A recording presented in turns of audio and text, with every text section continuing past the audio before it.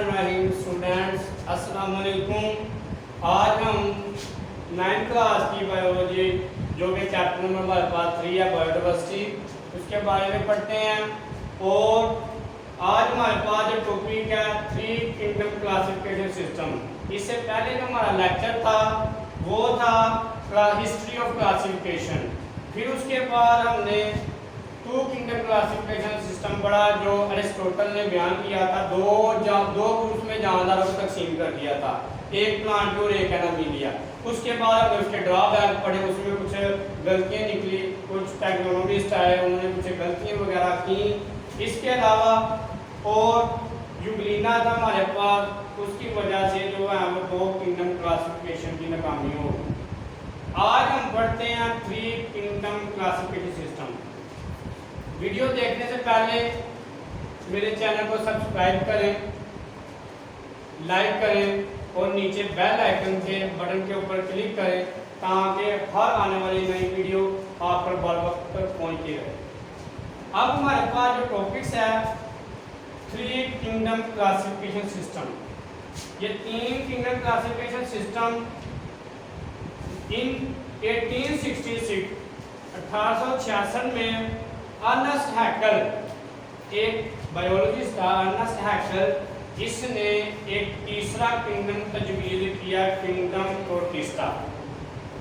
Ernest Hückel ने तीसरा kingdom बनाया, किंगडम प्रोटिस्टा। इसमें जो यूग्लिना था, जो समझ में नहीं आ रहा था कि इसको प्लांटी में रखें या एनामीलिया में, इसने क्या किया, अर्नेस्ट हैकेल ने एक तीसरा किंगडम बनाया, उसका नाम प्रोटिस्टा रखा और यूग्लिना को उठाया। और जो उसकी तरह के जानदार थे, यूग्लिना यानी जो जानवर और पौधों दोनों की खसूसियात रखते थे यूग्लिना, और उसकी तरह के जो हमारे पास जानदार थे उन सबको प्रोटिस्टा के अंदर रख दिया और उसको जो है वो प्रोटिस्टा का नाम दे दिया, किंगडम प्रोटिस्टा। इसके बाद बैक्टीरिया भी प्रोटिस्टा के अंदर रखा गया। और जबकि हमारे पास जो फंजाई था, ये 2 किंगडम क्लासिफिकेशन सिस्टम में अरिस्टोटल ने इसको प्लांटी में रखा हुआ था, जबकि अर्नेस्ट हैकेल ने भी इसके साथ छेड़खानी नहीं की। इसको फंजाई को भी अभी तक प्लांटी में ही रहने दिया, इसको उसने जो है वो कुछ भी नहीं किया, इसका कोई जो है वो किंगडम नहीं बदला, बल्कि जो 2 किंगडम क्लासिफिकेशन सिस्टम में फंजाई प्लांटी में पड़ा हुआ था, ये फंजाई को उस प्लांटी में ही रहने दिया, still include in the kingdom Plantae. ये शुरू में किंगडम प्लांटी में रखा, लेकिन हमारे पास जो कुछ बायोलॉजिस्ट थे वो इससे इतना मुतफिक नहीं थे, यानी वो फंजाई से इतना मुतफिक नहीं थे, क्योंकि फंजाई एक खास किस्म की हेटेरोट्रॉफ है, यानी फंजाई अपनी खुराक को तैयार नहीं कर सकती। जबकि फंजाई को प्लांटी में रखा गया और प्लांटी में तो तमाम जो जानदार रखे थे वो ऑटोट्रॉफ थे, यानी ऐसे जानदार जो अपनी खुराक को तैयार कर सकते थे, लेकिन फंजाई अपनी खुराक को तैयार नहीं कर सकती थी, इसलिए इसको जो है वो प्लांटी में नहीं होना चाहिए था। इसके ड्रॉबैक हमारे पास आ गए, इसमें बहुत सी गलतियाँ आ गई इस फंजाई की वजह से। इसमें 2 चीज़ें बड़ी अहम थी।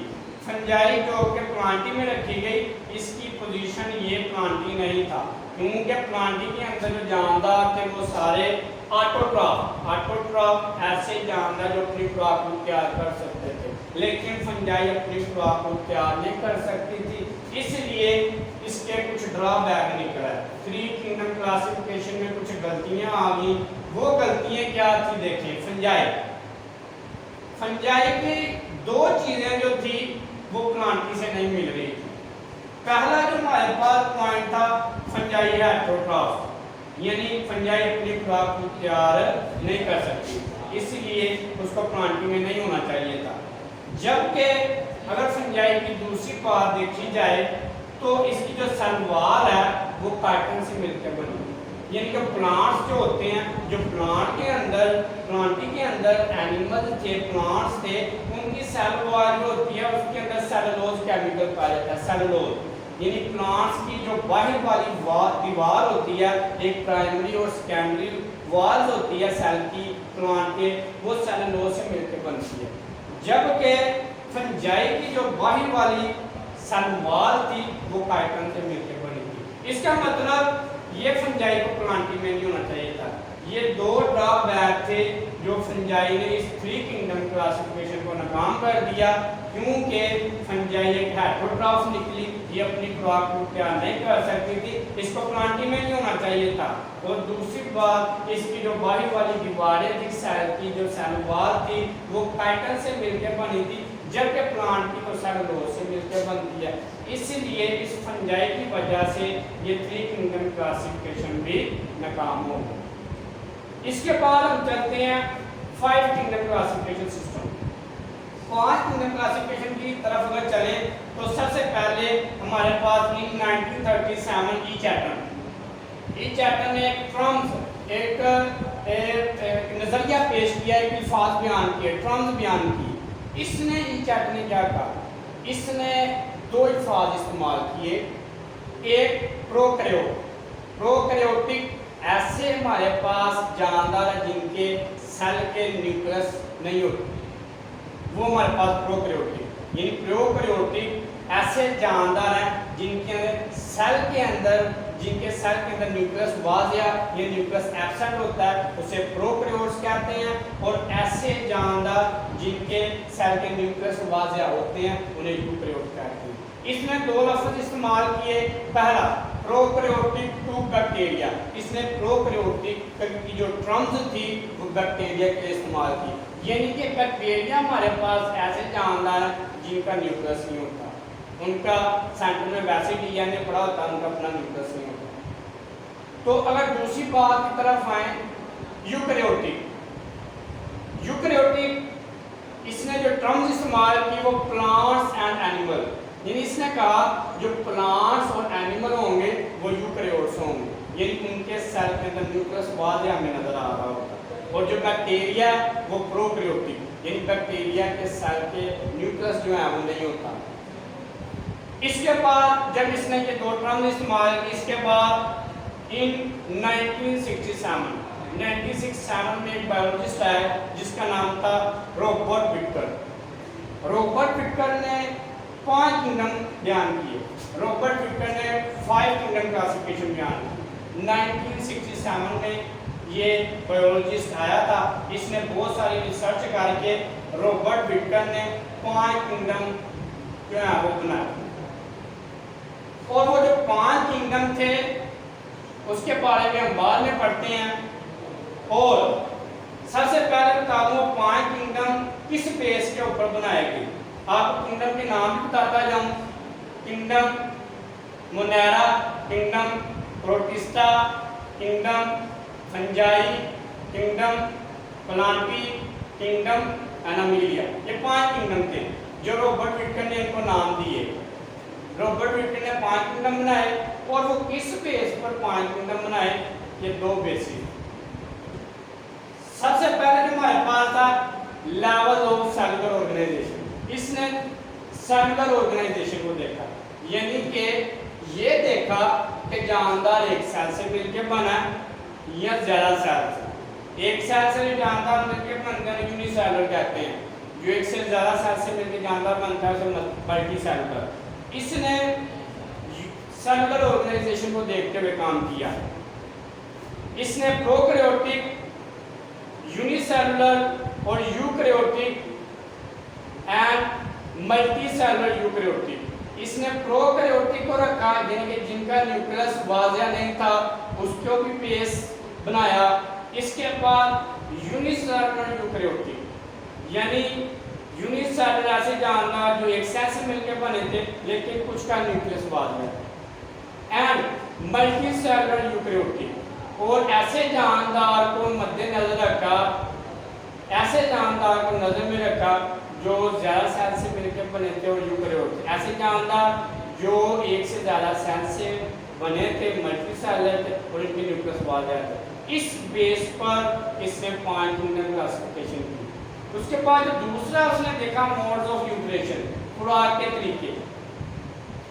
जो पहला उसका तरीका था, देखा उसने फोटोसेंसिस, ऐसे जानदार जो अपनी खुराक को तैयार कर सकते थे, इस बेस पर क्लासिफिकेशन की। दूसरी अब्जॉर्प्शन, कुछ ऐसे जानदार थे जो दूसरे जानदार को जिस्म के अंदर ले जाकर जज़ब करते, यानी खुराक को जिस्म के अंदर ले जाकर जज़ब करते थे। दूसरा तरीका ये देखा गया। तीसरा इंजेक्शन, इसका मतलब ये है कि कुछ हमारे पास ऐसे भी जानदार हैं जो जिस्म के अंदर खुराक नहीं जज़ब करते बल्कि बाहर जज़ब करते हैं, जिस्म से बाहर जज़ब करके फिर वो जिस्म के अंदर जज़ब हुई खुराक को लेके जाते हैं, उसे इंजेक्शन करते हैं। जैसे कि हमारे पास फंजाई, फंजाई एक डिकम्पोजर है जो मुर्दा जानदारों के ऊपर तोड़फोड़ करती है, उनके अंदर से एंजाइम खारिज होते हैं, वो एंजाइम मुर्दा जानदारों को सिंपल ऑर्गेनिक में तोड़ते हैं और डाइजेस्ट करते हैं, फिर फंजाई जिस्म के अंदर लेके जाती है। तो ये हमारे पास दो बेसिस थी जिसकी बुनियाद पर रॉबर्ट विल्सन ने 5 किंगडम क्लासिफिकेशन बनाई। 5 किंगडम मैंने पढ़ाया था किस बेस के ऊपर इनकी क्लासिफिकेशन की गई। अब 5 किंगडम के मैं नाम रिपीट करना चाह रहा हूँ। रॉबर्ट विल्सन ने जो है वो हमारे पास 1967 में इसने जो 5 किंगडम बनाए थे, पहला हमारे पास मोनेरा, प्रोटिस्टा, तीसरा हमारे पास फंजाई है, फिर प्लांटी, फिर एनामिलिया। ये 5 किंगडम थे जो रॉबर्ट विल्सन ने जो है वो 1967 में जो है वो नाम दिए थे, 5 किंगडम बनाए थे। इसके बाद 1988 में दो बायोलॉजिस्ट आए, मार्गलस एंड श्वान। इन्होंने क्या किया, जो रॉबर्ट विल्सन के 5 किंगडम थे, 5 क्लासिफिकेशन किंगडम थे, उनको मॉडिफाइड किया, बेहतर बनाया और थोड़ा सा बेहतर बना के बयान किया। इसने क्या बेहतरी की, इसने सेलुलर ऑर्गेनाइजेशन के साथ साथ जेनेटिक्स को भी अहमियत दी, यानी कि जेनेटिक्स की खसूसियात, जो उनकी विरासती खसूसियात है, उसको भी मद्देनजर रखते हुए 5 किंगडम क्लासिफिकेशन में मॉडिफाइड की। और दूसरी थी मोड ऑफ न्यूट्रिशन, जो मैंने पहले भी बता दिया, इसने खुराक के तरीकों को भी मद्देनजर रखते हुए थोड़ी सी मॉडिफाइड किया। ये हमारे पास 1988 में मार्गलस एंड श्वान ने रॉबर्ट विल्सन के 5 किंगडम में थोड़ी सी मॉडिफाइड किया, थोड़ा सा बेहतर किया। उसने जेनेटिक्स का इस्तेमाल किया सेलुलर ऑर्गेनाइजेशन के साथ साथ। आज का हमारा लेक्चर खत्म होता है। आज हमने जो पढ़ा वो था 3 किंगडम क्लासिफिकेशन सिस्टम, जो अर्नेस्ट हैकेल ने बयान किए, उसके हमने ड्रॉबैक किए कि किस तरह फंजाई ने उसे नाकामी दी। इसके बाद हमने 5 किंगडम क्लासिफिकेशन के बारे में पढ़ा, ई चैटन के बारे में पढ़ा। इन्होंने बहुत अच्छे 2 पॉइंट दिए थे, इनकी जो बहुत अच्छी 2 टर्म्स थी। इसके बाद हमने रॉबर्ट विल्सन के बारे में पढ़ा जो कि 1967 में है, और उसके जो बेसिस थी 5 किंगडम के नाम इसने दिए थे और किस बेस पर क्लासिफिकेशन 5 किंगडम में की, ये 2 पॉइंट भी बताए। इसके बाद हमने रॉबर्ट विल्सन के जो 5 किंगडम में जो मॉडिफाइड किया मार्गलस एंड श्वान ने, उसके बारे में पढ़ा। उम्मीद है आपको वीडियो बहुत पसंद आई होगी। नेक्स्ट वीडियो के साथ मिलते हैं। अल्लाह हाफ़िज़।